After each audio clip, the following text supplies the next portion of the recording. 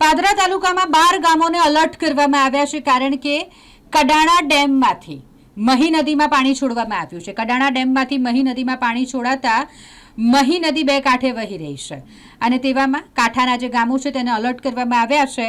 અબુજપુર Gambhira bridge સહિત ડબકા ગામના નદી કિનારાના ગામોમાં પણ મહી નદી બેફામ વહી રહી હોય, બે કાંઠે વહી રહી હોય એટલે ગામોને એલર્ટ કરાયા છે। તેવામાં પાદરાના ધારાસભ્ય ચૈતન્યસિંહ ઝાલા ડબકા ગામની મુલાકાતે પહોંચ્યા છે। પાદરા તાલુકાના 12 ગામોને મહીસાગર નદીના પાણીની સીધી અસર થતી હોવાથી 12 ગામોને એલર્ટ કરાયા છે। પાદરાના ધારાસભ્ય ચૈતન્યસિંહ ઝાલા અને ડબકા ગામના પૂર્વ સરપંચ સહિત આગેવાનોએ ડબકા ગામ મહીસાગર નદીના કિનારે સ્થળ મુલાકાત લીધી। ડબકા ગામ તળિયા ભઠ્ઠામાં રહેતા રહીશોને પણ જાણકારી આપવામાં આવી છે અને પાણી વધે તો સલામત સ્થળે ખસી જવા માટે સૂચન પણ કરાયું છે। ઉપરવાસમાં વધુ વરસાદ થતા કડાણા ડેમમાંથી પાણી છોડવામાં આવ્યું છે। તેમાંથી લગભગ 3 લાખ ક્યુસેક અને તબક્કાવાર એ પાણી છોડવામાં મહીસાગર નદીમાં પાણી છોડવામાં આવે છે। તો તેની અસર એ પાદરા તાલુકાના કાંઠા વિસ્તારના ગામોમાં થાય છે।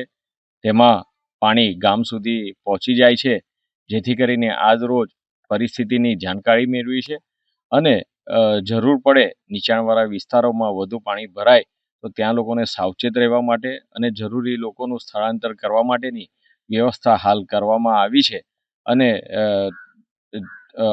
કાંઠા વિસ્તારના ગામોમાંથી પરિસ્થિતિની જાણકારી મેળવી એ આગેવાનોને સાવચેત રહી લોકોને મદદ કરવાની અને કાર્યકરોને મદદ કરવા માટે સૌને સૂચના આપવામાં આવી છે। સામે કાંઠે રહેલા કેટલાક પરિવારો છે એ લોકોનું હાલ તળિયાભાઠાના વિસ્તારના લોકો એ અમારા સંપર્કમાં છે અને જરૂર પડે તેઓનું સ્થળાંતર કરવા માટેની વ્યવસ્થા પણ પ્રશાસન દ્વારા કરી દેવામાં આવી છે।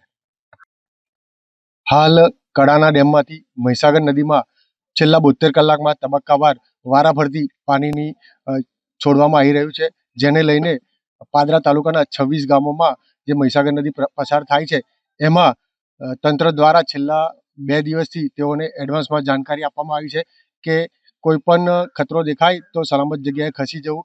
હાલ ધારાસભ્યશ્રીએ પણ ડબકા ગામે મુલાકાત કરી લાંબા ભાઠા વિસ્તાર અને તળિયા ભાઠા વિસ્તારમાં જે લોકો અત્યારે રહેઠાણ કરી રહ્યા છે તેમને માહિતગાર કર્યા છે અને કંઈ પણ ખતરો દેખાય તો તુરંત તંત્રને જાણ કરવા જણાવ્યું છે। કેટલા લોકો છે? 60 જેવા લોકો છે।